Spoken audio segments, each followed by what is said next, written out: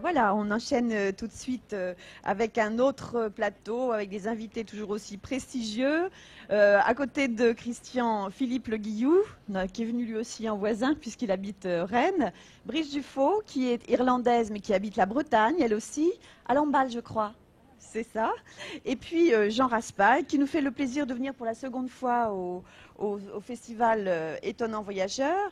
Alors, Jean Raspail, j'ai envie de rappeler que vous êtes vous-même un très grand voyageur. Alors, je m'amusais en relisant votre biographie, parce que j'avais un petit peu oublié depuis la dernière fois. C'est vrai que vous avez fait en canoë Québec la Nouvelle-Orléans, en auto la Terre de Feu, enfin en automobile la Terre de Feu jusqu'à l'Alaska. Vous avez fait des expéditions au Pérou, sur le lac Titicaca. Vous êtes allé au Japon, vous avez vécu là-bas d'ailleurs, je crois.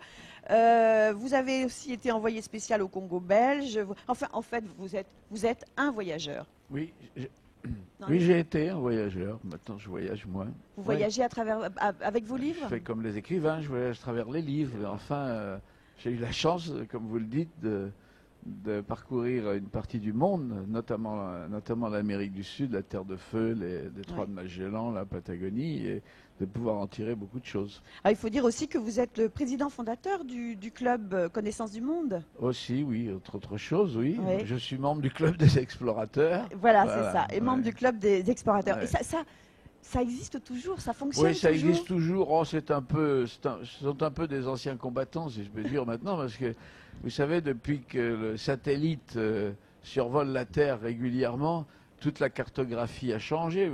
Je me souviens que il y a 40 ans, 38 ans en Terre de Feu, il y avait encore des pointillés sur un nombre considérable de côtes ou d'îles dont les relèvements n'avaient jamais été faits. Parce qu'à ce moment-là, la cartographie se faisait à partir de navires ou d'équipes à terre, n'est-ce pas?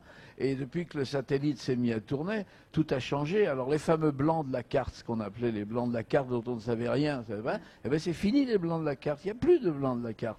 Vous savez, même s'il y a une montagne à tel endroit, même si elle est inaccessible, vous en connaissez la hauteur, la largeur, la situation exacte. Mais ça veut dire qu'explorateur, ça voulait essentiellement dire quelqu'un qui explore en partie, l'explorateur, logiquement, devait être le premier, non pas le premier être humain, mais au moins le premier de son espèce sociale, le premier européen à aller quelque part. Parce que moi, je crois que ça recouvrait aussi, je sais pas, des biologiques qui partaient à la recherche de plantes oui, rares, mais l'exploration, bien entendu, l'explorateur peut être aussi bien un écrivain qu'un dessinateur, qu'un biologiste, qu'un cartographe, naturellement. Mais c'est la difficulté du voyage et la nouveauté du voyage qui fait de tel ou tel personnage un explorateur. Alors, Christian m'a glissé ce livre l'autre jour qu'il a retrouvé dans une bouquinerie, Jean Raspail. Moi, Antoine de Tounins, roi de Patagonie, voilà, qui a eu le Grand Prix de l'Académie française. Il y en a eu beaucoup d'autres. Le Camp des Saints, c'était le premier. C'est pas un livre de voyage, hein. C'est une autre casquette que je porte. C'est une autre casquette. Il y a eu aussi les hussards. Et puis, alors, vous étiez venu donc il y a 2 ans maintenant, je crois. 2 ans, oui. Pour un livre qui a un titre. Enfin, j'ai jamais vu un titre aussi long pour un livre. 7 cavaliers quittèrent la ville au crépuscule par la porte de l'Ouest qui n'était plus gardée. Alors, je voudrais juste revenir un petit moment là-dessus, si vous me le permettiez, Jean Raspail, parce que ce qui m'avait frappé dans ce livre, c'était cette révolte de la jeunesse que vous décriviez. Enfin, c'est une histoire très foisonnante, mais c'est vrai que dans ce livre, vous décriviez des jeunes, des enfants qui devenaient d'une violence absolument terrible envers les adultes et aussi envers eux-mêmes. Et je dois vous dire que j'ai beaucoup pensé à vous ces 2 dernières années, parce que les événements... Non, mais... Je puis dire, oui. C'est vrai que j'ai pensé à Steve aussi. Je l'avais écrit il est paru il y a largement 3 ans, plus que ça même, 4 ans, oui. Et je l'avais donc écrit il y a 5 ans. Et c'est vrai que les événements deviennent terrifiants à cet égard, oui. Enfin, c'est un sujet qui ne concerne pas tellement les voyages. Non, mais c'est vrai quand on voit tous les guerriers enfants, les gamins de 12 ans avec des kalachnikovs qu'on est obligé de rééduquer parce que, oui, enfin, tout ça existe, bien sûr. Mais alors, j'ai quand même repris une phrase de ce livre que j'aimais beaucoup. Allez voir au-delà de ce que nous savons et au-delà de ce que nous ne savons pas, à quoi ressemble ce qui nous entoure, quelle est la signification de tout. Ce serait peut-être quand même une solution si on appliquait ce questionnement à notre vie, c'est-à-dire aller voir, essayer de comprendre. C'est une invitation, une forme de voyage Voilà. aussi. Alors ça veut dire quoi être Patagon? On en dit quand même juste un petit mot parce que vous avez animé hier après-midi, vous avez participé hier après-midi. Alors, je disais, je le répétais, dans la Patagonie littéraire, il y a la Patagonie géographique, moi j'y suis allé, et tous les écrivains, qu'ils soient chiliens, argentins ou anglais, qui ont écrit dessus, ils sont allés. Mais j'expliquais qu'il y avait 3 Patagonie littéraire. Parce que les écrivains chiliens que j'ai lus, que je ne connais pas, ils sont ici, comme notamment Colohan, ont une vision particulière de la Patagonie, qui est la leur. Bruce Chatwin, qui était le plus notable des écrivains anglais à avoir parlé de la Patagonie, avait une approche très très britannique. Et l'approche que je qualifierais de française est vraiment différente. Elle est certainement beaucoup plus attachée aux liens historiques qui relient la Patagonie et la France. Il ne faut pas oublier que le Cap Horn est le plus grand cimetière de marins bretons du monde entier. Alors, Chatwin, par exemple, n'a pas un mot là-dessus. Antoine de Tounas, roi de Patagonie, c'est pas moi qui ai inventé son histoire. C'est un aventurier français qui est allé ceindre une couronne très aléatoire là-bas en 1860. Alors, il ne faut pas oublier Jules Verne, Bougainville, La Pérouse, et je peux continuer longtemps. Et alors, si vous voulez, je suis une sorte de défenseur de la Patagonie à la française, d'amoureux de la Patagonie à la française, parce que les liens sont immenses.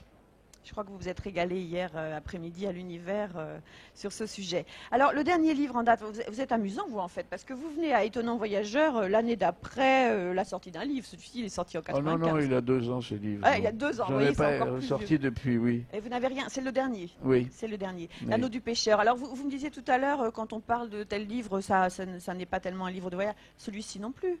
Où est-ce qu'on peut dire? C'est pas un livre de voyage, parce que mais quand même, il y a une idée de déplacement initiatique.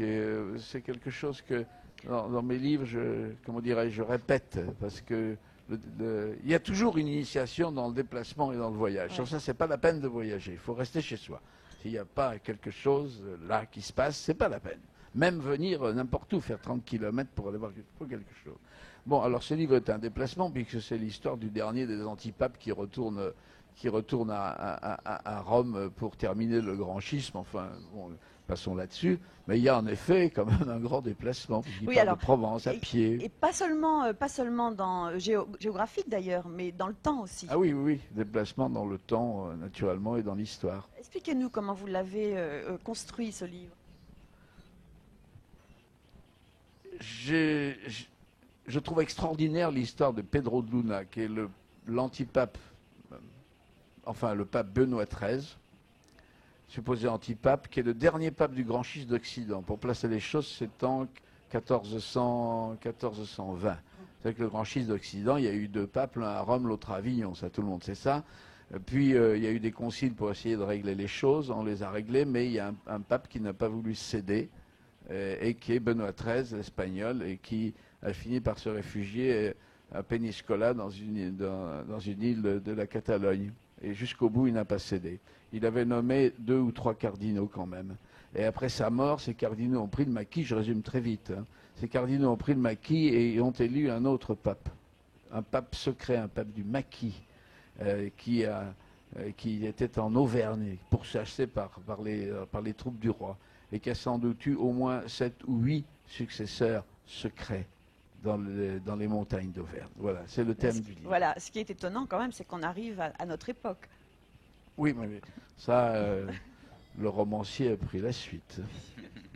Voilà, ça s'appelle L'Anneau du pêcheur, c'est un très beau roman, comme tous ceux de Jean Raspail, et c'est paru aux éditions Albin Michel. Oui, on peut dire aussi que c'est le conquérant des maquis, Jean Raspail. Vous aviez pris d'assaut l'archipel des maquis il y a quelques années. Ah, les maquis, oui, en 1900. La France ne faisant rien pour récupérer l'archipel des Minquiers, qui appartient naturellement, malgré les arrêts de la cour de La Haye, à la Normandie, hein, un peu moitié-moitié, quoi.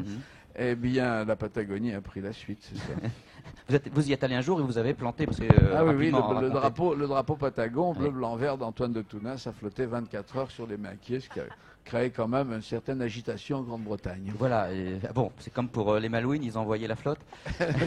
Les Malouines appartiennent de droit à Sa Majesté le roi de Patagonie, elles n'appartiennent ni au Chili, ni à l'Argentine, pardon, ni à l'Angleterre, puisque c'est les Français, les Malouins, qui ont découvert et occupé le premier les Malouines. Il y avait eu un grand texte ici, dans ce café littéraire, il y a un an, de Francisco Coloane, qui avait préparé son texte, puisque face à Saint-Malo, il voulait nous déclamer quelque chose.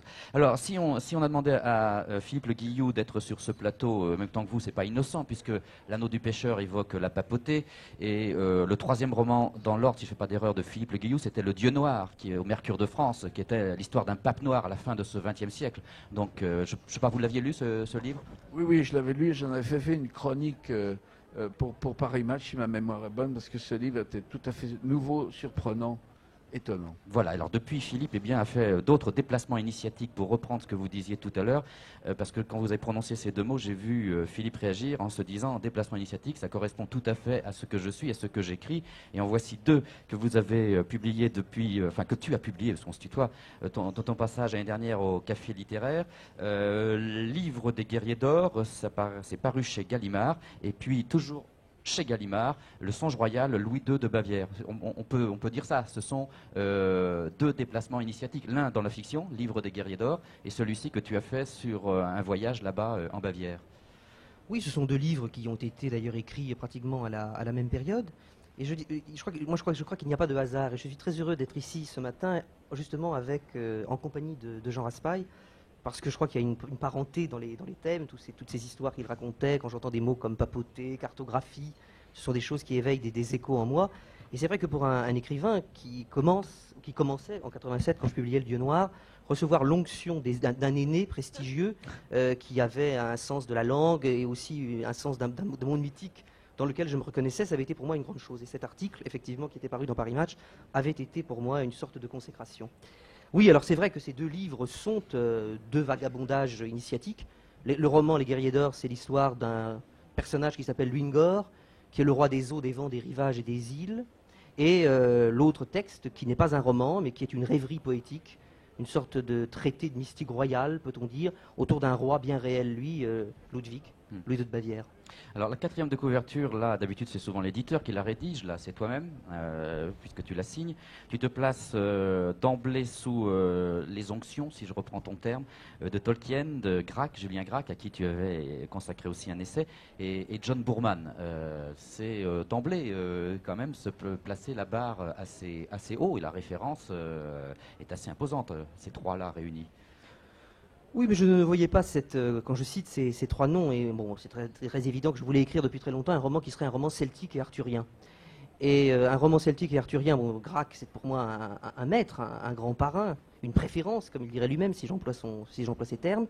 Et Boorman, c'est une histoire très très simple. C'est que Boorman, je suis aussi dans un autre lieu de ma vie coprésident d'un centre qui est le Centre de l'imaginaire arthurien, qui est ici dans la forêt de Brocéliande. Et qui consacre d'ailleurs pour tout l'été, et c'est ouvert, une exposition à partir de ce livre. Hein, voilà. Et donc dans ce centre, il y a maintenant quelques années, en 1991, il y a 5 ans, on avait fêté le 10e anniversaire d'Excalibur. John Boorman était venu. John Boorman, pour cette exposition, avait prêté deux objets emblématiques, deux objets mythiques qui étaient le Graal et Excalibur. Et un an après, avec des amis, nous sommes allés lui rendre en Irlande ces objets. Et je crois que le roman, Livre des guerriers d'or, qui ne raconte pas du tout, bien entendu, la simple remise du Graal et l'Excalibur à John Boorman, est né de ces voyages à travers, finalement, la Grande-Bretagne, l'Irlande. C'est vrai que c'est quelque chose d'assez émouvant. J'ai aperçu Claudine Glo tout à l'heure, mais c'est Claudine et moi et une autre équipe de télé qui avions ramené dans l'avion l'épée d'Excalibur du film. Enfin, il y en avait eu plusieurs pour le film. Et le Graal, c'est vrai que lorsqu'on s'intéresse à ces choses-là, c'est un petit côté émouvant. Mais quand vous allez dans le bureau de John Boorman, j'en ai fait la photo, j'ai la preuve chez moi, dans un panier, vous rentrez, il y a des cannes de golf et il y a l'épée Excalibur qui est là. Il n'y a pas du tout de fétichisme chez Boorman par rapport à l'épée. Ça replace un petit peu les choses dans la réalité. Alors, Livre des guerriers d'or, on ne va pas tous les raconter, mais le personnage qui est mis comme ça en errance, qui est mis en mouvement, en déplacement initiatique, s'appelle Luingor. Et il va traverser, si on veut, différentes aventures de la matière de Bretagne. Il y a un livre qui, moi, me plaît beaucoup, c'est celui de Livre des cathédrales, où différents personnages vont apparaître, où il y a des hommes qui sont hommes ou animaux. On joue sur beaucoup de choses, là. Oui, c'est une sorte d'épopée, d'une épopée légendaire. La reine d'Irlande a 2 fils. Il faut que la reconnaissance royale se fait devant une pierre qui s'appelle la pierre de Fall. La pierre crie devant les 2 fils. Seule la reine peut trancher. La reine décide que Luingor sera roi des eaux, des vents, des rivages et des îles. Et ce faisant, elle le condamne à l'errance. Alors, ce qu'il ne sait pas en partant, c'est que finalement, eh bien, il est condamné à une errance éternelle. C'est un nomade et il traverse le temps. C'est-à-dire qu'on le trouve au livre des glaces, finalement, dans une sorte de Finlande ou d'Islande rêvée. On le trouve également au livre des cathédrales dans un XIIe ou XIIIe siècle. Et on le trouve aussi ensuite en Petite-Bretagne, puisque je crois que les 2 mythes essentiels de la Petite-Bretagne, c'est la ville d'Is et la forêt de Brocéliande. Et enfin, peut-être d'ailleurs est-il encore aujourd'hui même, au moment où nous parlons, en train d'errer, puisqu'il est condamné à cette errance éternelle. Un peu comme Louis II aussi est aussi en quête de son siège royal, en quête d'un lieu véritablement où il trouverait ce qu'il est profondément. Puisque tu fais toi-même les liens. D'ailleurs, il est question d'un vaisseau dans ce livre, et on retrouve là aussi, dans le Songe royal en couverture, un autre vaisseau. Il y a encore des liens entre l'un et l'autre. C'est ça, un écrivain, c'est quelqu'un qui est un homme qui est puissamment obsédé, hanté par un certain nombre d'éléments, par un certain nombre de figures. Alors les obsessions, elles peuvent être verbales, ça peut être des mots, mais ça peut être aussi des objets. Et moi, je parlais tout à l'heure des objets. Bon, chez moi, je suis entouré d'objets qui sont un petit peu comme des talismans. J'ai besoin de ces objets quand j'écris, je les regarde, je les contemple, je les transporte. J'ai un côté comme ça très fétichiste. Le petit vaisseau d'or, c'est le vaisseau qui est au musée de Dublin et qui m'a toujours fasciné, et qu'on retrouve d'ailleurs de manière un petit peu, comme on retrouve la Vierge ouvrante de Morlaix dans mes romans. J'ai un petit bazar personnel, si j'ose dire, que je remets et que je transporte comme ça de livre en livre. Il y a des écrivains qui transportent leur bazar chez vous. Montrez-moi votre bazar et je vous dirai qui vous êtes. Absolument, c'est un peu absolument, oui. Je trouve ça un peu... Ah oui, pardon. Si vous permettez, moi j'étais dans la poésie, dans les textes, de très beaux textes de Philippe. Là, j'étais en train de regarder avec les photos de Brocéliande, des plafs. Bon, non, mais c'est le magasin des accessoires talismaniques. Bon, le magasin des accessoires talismaniques, c'est quand même beaucoup plus joli. Bravo Philippe, merci. L'écrivain qui manie les mots comme Philippe. Alors les 2 livres, ces 2 livres-là de Philippe qui produit beaucoup, donc chez Gallimard, le Songe royal Louis II de Bavière, autre songe talismanique aussi. Et puis à Ouest France, il y a cet album sur Brocéliande à être. Ah oui, il est très très beau, avec des photos d'Yvon Boel. Il faut dire donc, on dit Boel, hein? Boel, Oui, Boel. Il faut dire que donc Philippe l'a dit tout à l'heure, qu'il est vice-président du centre arthurien, qu'il aime cette forêt de Brocéliande et qu'il a, je suppose, volontiers accepté de lier ses textes aux photos d'Yvon pour faire ce très bel album. Oui, si vous voulez, sans rentrer dans faire des confidences publiques ici, je dirais que j'ai 2 photographes dans ma vie. Un qui fait du noir et blanc et l'autre qui fait de la couleur. Celui qui fait du noir et blanc, c'est Jean Hervoche. Avec lui, l'année dernière, on a fait un album qui est paru aux éditions Artus et qui était consacré à la Bretagne de Chateaubriand. Les photos avaient été exposées ici. Et avec l'autre, donc Yvon Boel, c'est une rêverie dans Brocéliande. Et il y a une sorte, du moins je l'espère, d'échange ou de correspondance entre mon texte qui est une déambulation, une promenade dans la forêt. Alors on retrouve le château de Tressesson, le tombeau de Merlin, la fontaine de Barenton, le château de Compère, l'Autier de Viviane, qui sont les hauts lieux de Brocéliande, et bien entendu le texte qui lui aussi est les mots qui sont comme autant de sentes ou autant de promenades qui fouilleraient le mystère des bois. Juste pour donner une idée des mots, le nom de Brocéliande brûle comme un aimant dans la nuit du songe. Il faut le laisser venir à soi, avec sa rumeur de futaies cisaillées de cavalcade, le feu d'orage de ses clairvoies, le feu trépet de ses mousses, de ses fougères tombées, l'odeur sans pareille des vieux troncs fossiles qui dorment au creux des vallées.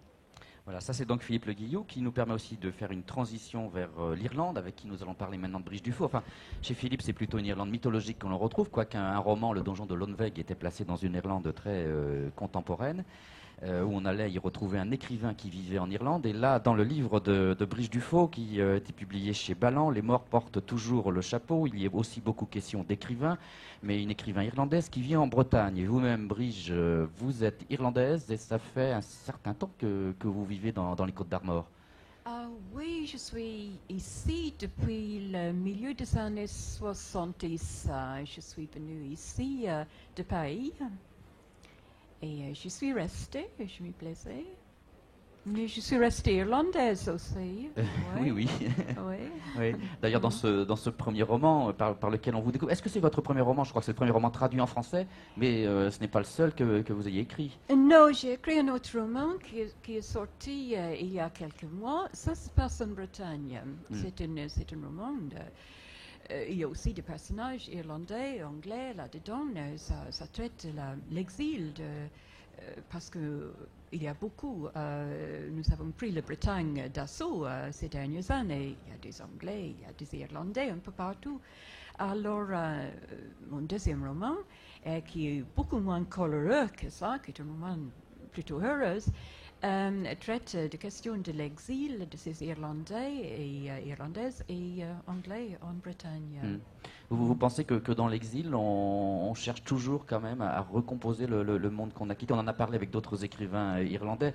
On prenait l'exemple fameux de Joyce qui avait quitté son pays, mais tout ce qu'il a écrit a toujours concerné l'Irlande finalement. Est-ce que dans la distance, on le recompose mieux son pays?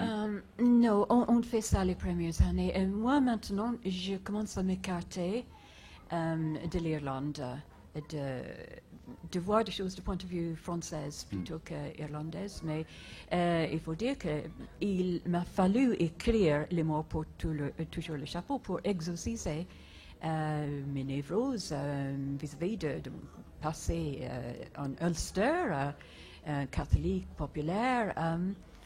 Et aussi les difficultés de venir vivre dans une culture qui est tellement différente de celui que j'ai quitté.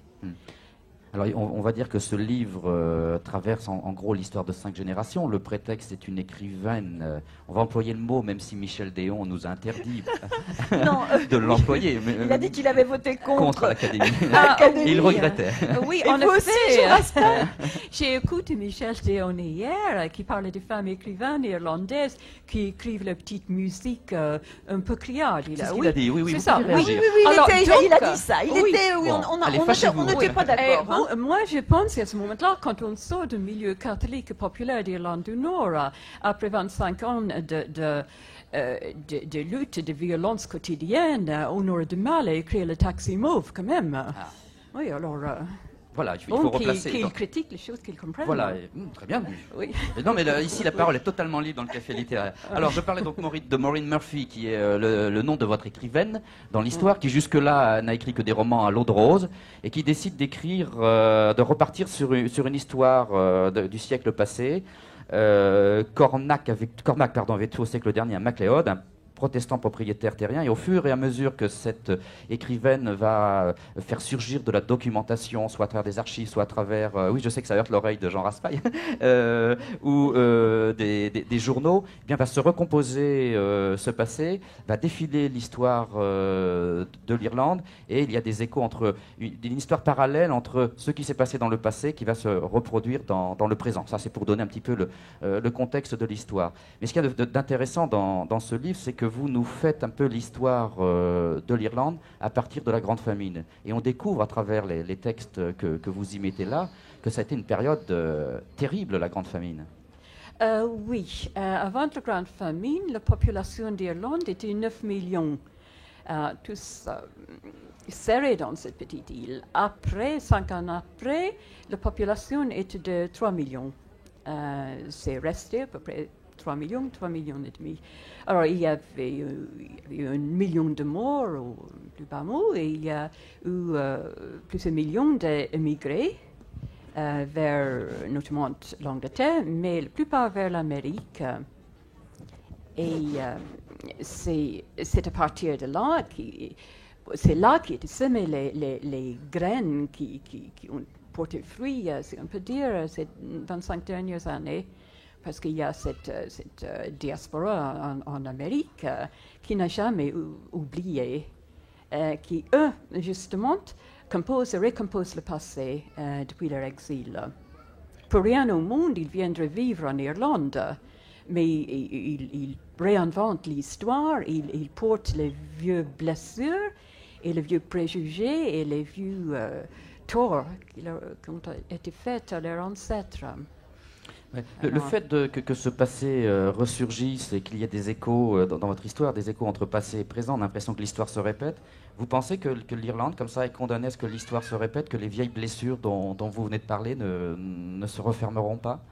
Ah, j'espère que les choses vont évoluer quand même, mais ça semble difficile.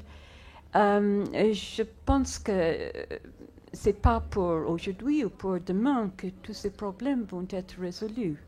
À un moment, on pense que l'Europe aurait pu amener un peu d'espoir de résoudre ces problèmes-là, et que dans le contexte de l'Europe, la question d'une Irlande unie ou pas unie n'aurait aucune logique.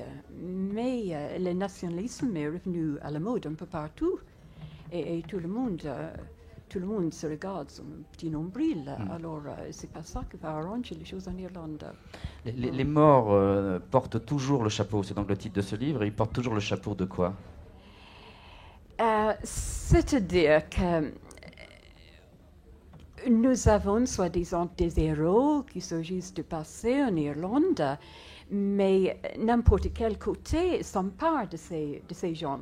Par exemple, un des personnages du 19e siècle dans Les Morts était un homme, une espèce de voyou, qui voulait s'en servir de violence pour se faire une place dans la société. Mais une fois qu'il était mort, les gens s'en servaient de lui pour des raisons de propagande.